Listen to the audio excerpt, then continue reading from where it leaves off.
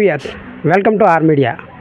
ఆమదవలస పట్టణం శ్రీహరిపురం గ్రామానికి చెందిన పొన్నాడ సురేష్ కుమార్ అనే వ్యక్తి గత 2 రోజుల క్రితం అప్పుల బాధలు తాళలేక అప్పుల వేధింపులకు గురి అయి ఆత్మహత్యకు పాల్పడి కొద్దిసేపటి క్రితమే మరణించారు. ప్రస్తుతం ఆయనకి ఆ అప్పుల వేదన ఏ విధంగా గురి చేశారు, ఆ అప్పులు ఇచ్చే వ్యక్తి ఎవరు ఏంటి అనే విషయాలను ఆ కుటుంబ సభ్యులకు అడిగి తెలుసుకునే ప్రయత్నం చేద్దానండి. చెప్పండి అమ్మ, అసలు ఏం జరిగింది?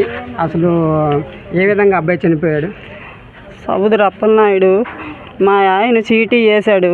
చీటీ వేస్తే 60,000 రూపాయల చీటీ అతనే ఉంచుకొని మాకు వేధించి కోర్టులో మాకు అప్పచెప్పి ఇవన్నీ చేసి నా కొడుకు ఆడి నుంచే ఆత్మహత్య చేసుకున్నాడు. సముద్ర అప్పలనాయుడు దీనికి ఇంకా ఎక్కువ ఇవ్వాలి, ఎంత ఇవ్వాలి అనేది ఏమైనా వేధించారా? 6,30,000 రూపాయలు నాకు ఇవ్వాలి, నాకు ఇవ్వకపోతే నీకు నీ అమ్మకి కరెంటు స్తంభానికి కట్టి వసూలు చేస్తానని చెప్పాడు సముద్ర అప్పలనాయుడు. మీ మీద ఏమైనా కేసులు పెట్టడం ఏమైనా చేశారా? కేసులు కూడా పెట్టాడు. లాస్ట్లోన మేము జడిసిపోయి 2,50,000 రూపాయలు ఇస్తామంటే మాకు అంత వద్దు, మాకు 6,30,000 రూపాయలే మాకు కావాలి అని మాకు వేధించి మాకు టార్చర్ పెట్టాడు. గొప్ప టార్చర్, అంత టార్చర్ కాదు. నా కొడుకును ఆడిస్తాడా? ఇప్పుడు నాకు ఎంత డబ్బు అయినా నా కొడుకు ఇస్తాడా? 30 సంవత్సరాల కొడుకుని తినేండు సముద్ర అప్పలనాయుడు. నా కొడుకుని తిన్నాడు నాయను. చెప్పండి అమ్మా, అసలు ఏ విధంగా ఈ కుటుంబ సభ్యులకి ఆవేదన తీర్చలేరు? అసలు ఆయన ఏ విధంగా ఆవేదన వ్యక్తం చేశారు? అంటే అన్నయ్య 1,00,000 రూపాయలు చిట్టి కట్టాడు. అది 60,000 పాడుకున్నాడు అనమాట. పాడుకుంటే నువ్వు సంతకం పెడితే ఇచ్చేస్తాను డబ్బులు అని చెప్పాడు. ఈడు ఏంటంటే అన్నయ్య అమ్మాయికి ఇంటి మీద కేసు వేసాడు. ఆ కేసు వల్ల ఏంటంటే డబ్బులు ఆయన కూడా పట్టుకెళ్ళి 2,50,000 ఇస్తే మాకు 2,50,000 వద్దు, మాకు 6,30,000 ఇస్తే మేము తీసుకుంటాం, లేకపోతే తీసుకోవాల్సి అంత చాలా పెట్టాడు. మాకు కూడా ఫోన్ చేసి మా ఆయన్ని తిట్టాడు అనమాట. మా అన్నకి మా వదిలికి మా మేనల్కి విపరీతమైన టార్చర్ పెట్టిన వలన మా అన్నడు ఈ రోజు ఇలా నిర్ణయం తీసుకొని ఆవిడ చనిపోయాడు అనమాట. అతను చనిపోవడానికి కారణం మాత్రం సముద్ర అప్పలనాయుడు. ఇప్పుడు ఇస్తాడని నా మేనల్లుండి వాళ్ళకి దిక్కు ముక్కు లేదు. నా అన్న చెయ్యలేడు, వాడి కాలే రావు. నా మేనగోడ పరిస్థితి బాగాలేదు, నా వదిన పరిస్థితి కూడా బాగాలేదు. ఈ కుటుంబాన్ని రోడ్ల పాలు చేసేసి మమ్మల్ని దిక్కులేదని చేశాడు. మాకెవరు దిక్కు లేకుండా అయిపోయింది, మేము అనాథలం అయిపోయాం. మాకెవరు దిక్కు సముద్ర అప్పలనాయుడు మాకు దిక్కు అవుతాడా, మాకు తావు చూపుతాడా, ఏం చెప్తాడు చేయండి, ఏం న్యాయం ఇస్తారేమన్నారు కదా. ఈ కుటుంబ సభ్యుల యొక్క ఆవేదన అయితే అంతులేని ఆవేదనతో ఉన్నారు. సముద్ర అప్పలనాయుడు అనే వ్యక్తి ఆ కుటుంబ సభ్యులకి రోజు రావడం, ఆ ఆవేదన గురి చేయడం. ఎవరైతే పొన్నాడు సురేష్ అనే అబ్బాయి ఉన్నాడో ఆ అబ్బాయికి మీ అమ్మని నాన్నని కూడా నేను స్తంభాన్ని కట్టి కొడతాను, వీధిలో పెడతాను, అలా విపరీతమైన దోషకరమైన మాటలు ఆడటం వల్ల తను మనోవేదనకు గురయ్యి 2 రోజుల పాటు చాలా ఇబ్బందిగా గురయ్యి ఎవరికి తల్లిదండ్రులకు చెప్పుకోలేక చాలా ఆవేదనకు గురయ్యి ఆదివారం గడ్డి మందును తీసుకొని అయితే వచ్చాడు. ఇంటికి వచ్చిన తర్వాత తమ కుటుంబ సభ్యులతో నేను ఈ విధంగా చేశానని చెప్పడంతో ఎమర్జెన్సీ హాస్పిటల్కి తీసుకెళ్ళడం జరిగింది. 2 రోజుల పాటు చికిత్స పొందిన అనంతరం ఈరోజు ఉదయాన్నే ఆయన మరణించారు. సముద్ర అప్పలనాయుడు పెట్టిన టార్చర్కే వీళ్ళు తన కొడుకు మరణించాడని ఆవేదన వ్యక్తం చేస్తున్నాం. అదేవిధంగా ప్రభుత్వాలకు జరిగిన అన్యాయాన్ని మరి ఇంకెవరికి జరగకుండా ఉండే విధంగా తక్షణ చర్యలు ఏవైనా చేపట్టమని ఆవేదన వ్యక్తం చేస్తున్నారు. ఈ చిట్టి వ్యాపారి వద్ద ఎవరైతే పొన్నాడు సురేష్ తీసుకున్నారు, చిట్టీలు పాడి ఆయన ఆవేదనకు గురయ్యి మరణించినటువంటి పొన్నాడు సురేష్ అంతకు పూర్వం అతనికి డబ్బులు తిరిగి చెల్లించిన మొత్తం ఏదైతే ఉందో ఆ మొత్తానికి ఒక డాక్టర్ విశ్వనాథం గారని ఒక డాక్టర్ సమక్షంలో అయితే చేయడం అయితే జరిగింది. ప్రస్తుతం మన వద్ద ఆ డాక్టర్ గారు ఉన్నారు, గ్రామీణ వైద్యులు డాక్టర్ గారు మనతో ఉన్నారు. ఆయన మాటల్లోనే జరిగిన కార్యక్రమం అన్నింటికీ కూడా ఆయన ముందుండి నడిపించారు కాబట్టి ఆయన మాటల్లోనే తెలుసుకునే ప్రయత్నం చేద్దాం. చెప్పండి సార్. నా పేరు ఎండా విశ్వనాథం, ఆమదవలస జిల్లా గ్రామీణ వైద్య సంక్షేమ శాఖ అధ్యక్షుడి. ఈరోజు ఒక నిండి ప్రాణం క్షణికమైన వ్యవసాయానికి నిండి ప్రాణాన్ని తీసుకున్నటువంటి ఈ చిట్లు అప్పులు బాధలను నివారించాలని నా మనసు కోరిక. ముఖ్యంగా 2016లో చిట్టి కట్టాడు. చిట్టి కట్టిన తర్వాత దాని తాలూకు డబ్బులన్నీ కూడా 1,00,000 రూపాయల చిట్టికి ఏంటంటే 82,000 పాడితే అప్పుడు డబ్బులు కూడా కట్టడం జరిగింది. రెండోసారి వెళ్ళి వాళ్ళు చేయబోదురుగా వడ్డీకి ఇమ్మని 1,00,000 రూపాయలు ఇస్తే దాన్ని 40,000 రూపాయలు కట్టడం జరిగింది. 60,000 రూపాయలు పెండింగ్ ఉండిపోయింది. ఆ పెండింగ్ ఏమో తెలియకుండా నోటు మీద డబ్బులు కూడా రాయకుండా కనీసం ఇంత అమౌంట్ అని కూడా ప్రిన్సిపల్ అమౌంట్ అని చెప్పకుండా నోటు మీద ఏంటంటే 6,80,000 రూపాయలకి బాకీ ఉన్నారని సని మన ఆంధ్రప్రదేశ్ మున్సిపల్ మేజిస్ట్రేట్ కోర్టులో వేశారు. ఈ సుమారుగా డిగ్రీ ఇచ్చి ఆవిడ అటాచ్మెంట్ ఏమో అప్పుడున్న జడ్జి అటాచ్మెంట్ ఇచ్చేసి డిగ్రీ కూడా ఇవ్వడం జరిగింది. దాన్ని బలంగా పెట్టుకొని అదే నోటుని మళ్ళా తిరిగి ఆయన కోర్టులో వేశాడు. 6,86,000 కోర్టులో వేస్తే కోర్టులో 3,20,000 రూపాయలు కోర్టు ఒప్పందం లిక్విడ్ చేసింది. అది పట్టుకొని నువ్వు ఇంకెప్పుడు ఇస్తావు, ఇవ్వకపోతే నువ్వేదో కోర్టును మోసగించి నీ ఇల్లు ఏమిటంటే మార్టిగేజ్ కింద మార్చావు, మార్టిగేజ్ చేసి 10 లక్షల రూపాయలు ఇచ్చేసారట.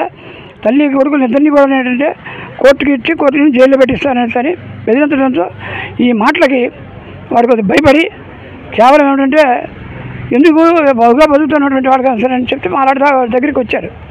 నేను ఒక పెద్ద మనిషి దగ్గర 2,50,000 రూపాయలు అలా మామయ్య గారు అవుతారు ఆయన సత్యనారాయణ రమేష్ గారు 2,50,000 రూపాయలు పట్టుకుని కోర్టుకు వెళ్ళాం. కోర్టు దగ్గరికి వెళ్తే నాకు 3 లక్షలు ఇస్తే కానీ తీసుకుని సాయంత్రం 4 వరకు ఉంచి కడుపుకు అన్నం లేకుండా ఆయనతోనే ఉన్నాం. ఇదిగో అదిగో అని సరే అన్నారే తప్ప 4 లక్షల రూపాయలు నాకు 3,20,000 రూపాయలు ఇస్తేనే రండి లేకపోతే వెళ్ళిపోండి అని సరే చెప్పి ఎన్ని విధాలుగా అందరితో పెద్దలు చేసి చెప్పించాను. నేను అమరావతిలో టౌన్లో పార్టీకి అతిథిని అయి ఉన్నా ఎందరితో పెద్దలతో చెప్పించి 50,000 రూపాయలు ఎంతయ్యా నీకు 30,000 రూపాయలు కదా లాసు అయినా ఇదే కదా అని సరే ఎంత నచ్చ చెప్పినా సరే ఆయనకి కావాల్సింది డబ్బు. ఎవడు ప్రాణాలు పోయినా ఆయనకి అక్కర్లేదు. డబ్బు ఇస్తారని ఆయన అనలేదే, కోర్టు ధిక్కారంగా చేయలేదే, ఇస్తాం రండి అని కోర్టు దగ్గరికి వెళ్ళాను. మేజిస్ట్రేట్ గారికి కూడా చెప్పారు, మేడం గారు మీరు బెంచ్ తీసిపోకండి, ఒక 5 నిమిషాల్లో నా లెవెల్తో వస్తున్నారట. చిట్లు ఇచ్చేసి ఎట్టేవాడు ఇక్కడ బామర్దేమో తిరుమలలో కేసు వేసి డబ్బులు ఇవ్వమంటున్నాడు. కోర్టు డిగ్రీ ఆయన పేరు పొందాడు. ఎంత చీటింగ్ అంటే అంత చీటింగ్ అండి. So many people sir die it is this fellow also. అంటే ఈ నిర్వహిస్తున్న చీటీలకి ఏమైనా రిజిస్ట్రేషన్ ఏమైనా ఉందా? ఏమీ లేదండి. రిజిస్ట్రేషన్ కానీ ఏమైనా ఉంటే ఇన్కమ్ ట్యాక్స్ ఏమైనా కట్టాలా? అతగాడికి అంతసేపు కూడా అండి చీటింగ్తో ఏంటంటే నోట్లు తీసుకోవడం. ఏది మన క్షణిదిలో నోటు సంతకం పెట్టేస్తున్నారు. అది 1,00,000, 2 లక్షలు, 3 లక్షలు నోట్లు కూడా అన్నీ కూడా నోట్లు చెక్లు అన్నీ ఎంటీలో తీసుకుంటున్నారా? నోట్లు చెక్లు ఒక చిట్టి ఉన్నదంటే దానికి రిజిస్టర్డ్ అయ్యి ఉండాలి. అటువంటి లేదు సరే డబ్బులు కడతాను ఆ పెద్ద మనిషి రమ్మండి ఇవాళ డబ్బులు నీకు ఎన్నిసార్లు దగ్గర తీసుకెళ్ళాను. 2,70,000 రూపాయలు పట్టుకుని వెళ్ళి ఇస్తామని నేను చెప్పాను. ఆ తర్వాత సత్యనారాయణ చెప్పాడు. తర్వాత అతను ఇంకా ఎవరో చేత చెప్పించానండి. చెప్పించిన అతను వెళ్ళా నాకు అప్పటి వరకు ఉండేవాడు. ఆ తర్వాత ఈ లోపల బడిగిన కొడుకు కుమారుడు కూడా ఆయన అడ్వకేటే. ఆయన వచ్చి నేను తెలుస్తాను పదండి అనుకుని తీసుకెళ్ళాడు. అక్కడికి వెళ్ళిన తర్వాత 3 అయింది. ఏంటండి ఎవడు నవ్వుతాడు ఆ చోడవరం అండి రెప్పించండి రోజుకి టెన్షన్ అయిపోతుంది. ఆ ముందు రోజు శనివారం నాడు బొడి రమణ గారు వచ్చారు, అడ్వకేట్ విశ్వనాథం అని నన్ను పరచించారు. వీరి పేరు రమణ రా బయటకు అని పిలిచాడు. నువ్వు డబ్బులు కట్టడం లేదు, రేపు నీ ఇల్లు వేలం వేయడం సిద్ధంగా ఉన్నది, ఈపీ పిటిషన్ వేసి వేలం వేస్తాం, తర్వాత నువ్వు ఏం చేసినా తిరిగి లాభం లేదు, అప్పుడు 10 లక్షలు పోవచ్చు 20 లక్షలు పోవచ్చు అని ఉద్ఘాటించాడు. ఆ మాటలు ఇంటికాడికి వచ్చిన తర్వాత ఈ 20 తండ్రి కొడుకులు మధ్య ఘర్షణ జరిగింది. నువ్వు మమ్మల్ని బతకనివ్వా ఇదేనా ఈయనప్పటి వరకు భోజనం బయట ఎక్కడో చేసుకుంటుంటాడు కానీ ఇంటి లేదు. ఎలాగైనా సరే మళ్ళా గోపిచంద్రకి నేను చెప్పాను, ఇప్పుడు ఏదో సైట్ ఏదో అమ్ముతున్నాడు కదా గోపి, 3 లక్షల రూపాయలు నేనే గతంలో ఏవో ఉంటే తీర్చేవాడిని. నాకు ఈ లోపల కాలు యాక్సిడెంట్ అవడంతో దీంతో నేను హాస్పిటల్లో కొద్దిగా ఇబ్బందికరంగా ఉండే జరిగిన వల్ల ఏంటంటే చేయలేకపోయాను. గోపి మేష్ గారు ఉంటే గోపి మేష్ గారికి 3 లక్షలు ఇవ్వండి అని తాను ఇమ్మని చెప్తే గోపి మేష్ గారు 3 లక్షల రూపాయలు ఇవ్వడం కోసం సిద్ధం. ఏంటి సొమ్ము మనిషి ఎప్పుడు వస్తాడండి ఇంత వయసు బెదిరించి. మీరు డబ్బులు ఇస్తామని చెప్పి ఆయన తీసుకోలేదు, తీసుకున్న తర్వాత ఏమైనా ఇంటిపైన ఆయన తాకిడి చేశారా? ఇంటి మీద తాకిడి కాదండి, ఆయన పెట్టి ఈ రమమ్మకి అంటే ఈ కుర్రోడు చనిపోయిన తండ్రికి ప్రతిఘటించాడు. వేళ నీ ఇల్లు జప్తవుద్ది, నీ ఇల్లు వేలం వేస్తారు, నీ ఇల్లు అయిన తర్వాత ఈపీ పిటిషన్ తర్వాత నేనేది చేయలేను, నా చేతిలో ఏం లేదు, నీకు ప్రాసెస్ ఉంటుంది. ఎందుకలా గాబరైపోతావు? ఒక ఇల్లు మనం ఒక ఆస్తి తీసుకోవాలనుకుంటే చాలా ఇది ఉంటుంది, అందులో అటాచ్మెంట్ పెట్టినంత మాత్రం మనమేమి తీర్చక్కర్లేదు, వస్తుందానికి ప్రాసెస్ ఉంటుంది. ఈలోపు ఈ అబ్బాయి మనస్తాపం గురయ్యి చనిపోయాడు అంటారు. శనివారం నాడు జరిగింది, ఆదివారం నాడు జరిగింది సార్. శనివారం ఉడికి రమణ గారు రమణతో నేను చెప్పారు నాకు తెలియదు కానీ నేను వినం 3 ముక్కలు అవే. నువ్వు కానీ డబ్బులు కట్టకపోతే ఈ ఇల్లు యాక్షన్ పడుతుంది. అంటే ఇల్లు జప్తు అవుతుంది, తన కుటుంబం రోడ్డు యాక్షన్ వేలంకి వెళ్ళిపోతుంది, తన యొక్క కుటుంబం రోడ్డు పాలవుతుందని ఆవేదన తట్టుకోలేక ఈ అబ్బాయి మన్నాడు వెంకటస్వామి తాలూకా కుటుంబం రోడ్డు మీద పడిపోతుంది అని అన్నటువంటి ధోరణితోనే ఆ తండ్రి అది ఇచ్చేసిన పొన్నాడు సురేష్ కేసు విషయంపై మాట్లాడడానికి మనతో ప్రస్తుతం ఆమదాల ఎస్ఐ గారు ఉన్నారు. ఆయన మాటలను తెలుసుకునే ప్రయత్నం చేద్దాం. సో చెప్పండి, ఏ విధమైన కేసు పెట్టారు, అసలు బాధితుడికి ఏ విధంగా న్యాయం చేయడానికి ముందుకు వెళ్తున్నారు? ప్రస్తుతం పొన్నాడు సురేష్ తాలూకు మరణంపై మన ఆమదాల పోలీస్ స్టేషన్లో సూసైడ్ కింద అబెట్మెంట్ కమిటీ సూసైడ్ కింద కేసు నమోదు చేయడం జరిగింది.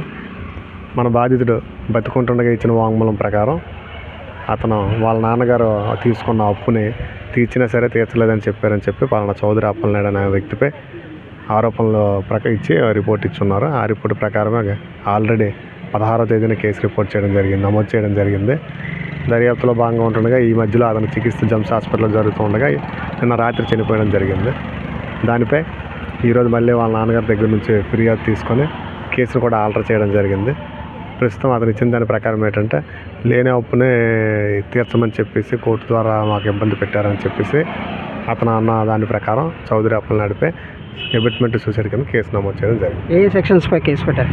కొత్తగా వచ్చిన చట్టం ప్రకారం 351 Class 2 108 BNS కింద, అదే పాత సెక్షన్స్ ప్రకారం అయితే 506 306 IPC కింద కేసు నమోదు చేయడం జరిగింది. ఈ చౌదరి అప్పలనాయుడు గారు మీరు ఆయనతో ఏమైనా మాట్లాడడం జరిగిందా, లేదా ఆయన కలవడం కానీ ఆ రోజు నుంచి ఏమైనా ఆయనతో జరిగాయని? లేదండి, అలాంటిది ఏం జరగలేదు. అసలు చౌదరి అప్పలనాయుడు అనే వ్యక్తిని పిలిపించడం అయితే జరగలేదు. కానీ ప్రస్తుతం కేసు ఇంకా దర్యాప్తులో ఉంది. పూర్తి దర్యాప్తులు జరిపిన తర్వాత పూర్తి విషయాలు మేము చెప్తాం. Thank you sir. చూస్తున్నారు కదా, ఈ విషయంపై ఆల్రెడీ పోలీసు వారు కేసును అయితే నమోదు చేశారు. ఈరోజు ప్రస్తుతం అయితే గత 2 రోజుల క్రితం ఎవరైతే ఈ పొన్నాడు సురేష్ ఆత్మహత్యయత్నం చేశారు, తదుపరి ఆయన జెమ్స్ ఆసుపత్రిలో జాయిన్ అయ్యారు. అక్కడ నుంచి ఈరోజు పొద్దున్నే మరణించిన తర్వాత రిమ్స్ హాస్పిటల్కి పోస్ట్ మార్టం కోసం బాడీని అయితే తరలించడం జరిగింది. బాడీ తరలించిన తర్వాత ప్రస్తుతం అయితే పోస్ట్ మార్టం అనంతరం ఆమదాల పోలీసు వారు బాడీని నివాసానికి అయితే తరలించిన తర్వాత ఎస్ఐ గారు ఇచ్చిన స్టేట్మెంట్ ప్రకారం ఆయన పైన, ఈ చౌదరి అప్పలనాయుడు పైన అతని తండ్రి ఎవరైతే ఉన్నారో ఆ తండ్రి పెట్టిన కేసు తీసుకుని దర్యాప్తు అయితే చేస్తున్నారు. దర్యాప్తు జరిగిన తర్వాత పూర్తి వివరాలు అనేది మీడియాకి తెలియజేస్తామని ఎస్ఐ గారు చెప్పడం అయితే జరుగుతుంది. చూస్తున్నారు కదా, బాధితుడు ఏదైతే ఉన్నారో బాధితుడు 2016లో ఆయన వద్ద చౌదరి అప్పలనాయుడు అనే వ్యక్తి వద్ద చిట్లు అయితే కట్టడం అయితే జరిగింది. తన చిట్టు కట్టిన తర్వాత తమ యొక్క చిట్టు పాడిన తర్వాత ఎటువంటి పూర్తి మొత్తాన్ని చెల్లించకుండా సగం మొత్తాన్ని చెల్లించి బాధితుడి వద్ద నుంచి ఎంటీ చెక్ ప్రామిసరీ నోటుపై సంతకాలు తీసుకొని సగం మొత్తం ఇవ్వడం జరిగింది. అప్పటి నుంచి కూడా తమ రెగ్యులర్ కట్టవలసిన చిట్టి మొత్తాన్ని అప్పుడప్పుడుగా బాధితుడు అయితే కట్టడం జరిగింది. అలా కట్టడం తర్వాత 2 సంవత్సరాలు గడిచిన తర్వాత ఏవైతే 2 సంవత్సరాలు గడిచిన మొత్తం చిట్టి అమౌంట్లో 60,000 వరకు పెండింగ్ ఉండిపోయింది. ఈ పెండింగ్ ఏదైతే 60,000 ఉండిపోయిందో ఈ 60,000 రూపాయల పెండింగ్ని తను వడ్డీల కింద జమ చేస్తూ 2024 సంవత్సరానికి వచ్చేసరికి ఆ మొత్తాన్ని 6,83,000 చేయడం అయితే జరిగింది. ఇలా 6,83,000 చేసిన తర్వాత తన తండ్రి వద్ద నుంచి ఇంటిని స్వాధీన హక్కు పత్రం కింద ఇంటిని అయితే తీసుకున్నారు. ఆ స్వాధీన హక్కు పత్రం తీసుకొని ఆ ఇంటిపై కేసు వేయడం అయితే జరిగింది. ఆమదాల పోలీస్ స్టేషన్లో కేసు వేసి 3,20,000 రూపాయలకి 3,20,000 రూపాయలకి అయితే ఆ జప్తు కోర్టు వారి ఆర్డర్స్ తీసుకొని ఆ కోర్టు వారి ఆర్డర్స్ నిమిత్తం కోర్టు జప్తు నోటీసులు అయితే పంపించడం అయితే జరిగింది. ఇలా జప్తు నోటీసులు పంపించిన తర్వాత ఈ బాధితులు ఎవరైతే ఉన్నారో వాళ్ళు 2,50,000 రూపాయలు మాత్రమే మేము ఇవ్వగలమని, ఎప్పటికీ చాలా అధిక వడ్డీలు భారం నుంచి మేము బయటపడే పరిస్థితుల్లో లేమని, అధిక వడ్డీల నుంచి మాకు విముక్తిని కల్పించమని ప్రాధేయపడగా లోకల్లో ఉండేటువంటి పెద్ద వాళ్ళందరినీ కలిసి ఎన్నో విధాలుగా సాయశక్తులుగా ప్రయత్నించి అది కూడా వాళ్ళ కుటుంబ వ్యక్తుల వద్ద నుంచి 2,50,000 రూపాయలు తెచ్చి కోర్టు సమక్షంలోనే, కోర్టు భవనం మధ్య లాయర్ల సమక్షంలోనే ఇవ్వడానికి వాళ్ళు ఉన్నప్పటికీ కూడా ఆయన నిరాకరించి నాకు 3,20,000 రూపాయలకి రూపాయి తగ్గినా సరే నేను ఈ డబ్బులు తీసుకోనని చెప్పి అక్కడ నుంచి వెళ్ళిపోవడం అయితే జరిగింది. ఆ రోజు బాధితులు కోర్టు సమక్షంలోనే ఉన్నారు. అలానే కోర్టు సమక్షంలోనే ఉన్నారు బాధితులు అక్కడ నుంచి అయితే వెళ్ళిపోయిన తర్వాత ఈ విషయం శుక్రవారం జరిగింది. శనివారం మరలా వచ్చి ఆయన ఎవరైతే బాధితుడి తండ్రి ఉన్నాడో ఆ తండ్రి దగ్గరికి, మృతుని తండ్రి వద్దకు వచ్చి తను ఒక ప్రైవేటు క్లినిక్ వద్ద పనిచేస్తున్నాడు. ఆ క్లినిక్ వద్దకు తను వచ్చి వాగ్వాదం దిగారు. మీరు నా యొక్క డబ్బుల్ని చెల్లించకపోతే మీ కుటుంబ సభ్యులని నేను రోడ్డుపై ఏడుస్తాను అనే దుర్భాషలాడడంతో ఆ విషయం కొడుకు తెలుసుకొని తన తండ్రికి చేసినటువంటి ఆ దుర్భాషలో సమాజంలో జరిగినటువంటి ఆ అవమానాన్ని ఆవేదనని మనసులో ఉంచుకొని ఆ రోజు ఇంటికి వెళ్ళి ఆదివారం కూడా చాలా మనస్తాపం గురై ఆదివారం మధ్యాహ్నం గడ్డి మందు తాగి సూసైడ్ అయితే చేసుకోవడం జరిగింది. ఇలా ఈ విధంగా జరిగినటువంటి ఈ మొత్తం తరుణంలో ఈ బాధితులకు సంబంధించినటువంటి ఈ అధిక వడ్డీల బారి నుంచి ప్రజలను తనను కాపాడమని తన కుటుంబ సభ్యులకి జరిగిన ఈ అన్యాయాన్ని మరి ఇంకా ఏ కుటుంబ సభ్యులకి జరగకూడదనే ఉద్దేశంతోనే తన తండ్రి తనపై కఠిన చర్యలు తీసుకోవాల్సిందిగా పోలీసు వారిని విజ్ఞప్తి చేస్తున్నట్టు చెప్పడం అయితే జరిగింది. శ్రీహరిపురం నుంచి ఆర్ మీడియా ఆమదల వలస రవికుమార్.